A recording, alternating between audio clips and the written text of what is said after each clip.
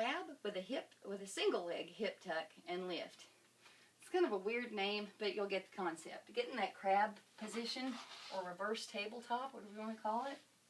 So it's where your hands and feet, you want your feet about hip width apart, your hands behind your shoulders. Lift that body up so you look like a table. Draw on your navel.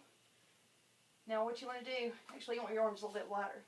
So elevate one leg, bring those hips right by your hands, then come back up. So that's your hip tuck right here, and then press that leg up. Keep that leg elevated. So, and don't let it touch the mat. So tuck, and don't let your butt touch the mat either. Unless you got a big butt like me, it's kind of hard to avoid, but what you're working on here is strengthen your hip flexors and your core a little bit. So if you have tight hip flexors, I suggest you do some lengthening,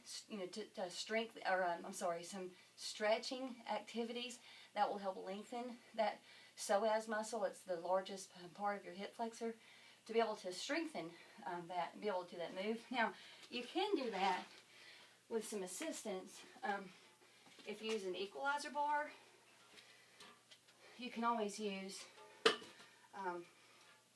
something with a little bit of added height to it, so your body is a little bit higher off of the mat. So when you go into a hip tuck, you see you're a little higher there. So my hands are higher than my feet now. So I'll demonstrate with the left leg up.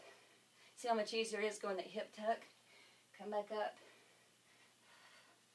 So if you're pretty tight or weak in your hip flexor or core area, then start here. And if you don't have an equalizer bar, order a pair. LiebertFitness.com.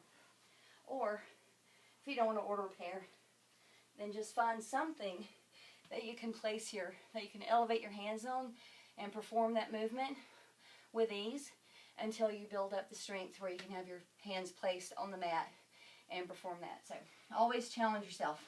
Don't walk away from an exercise or an activity just because it seems too hard or just because you can't get it right the first time.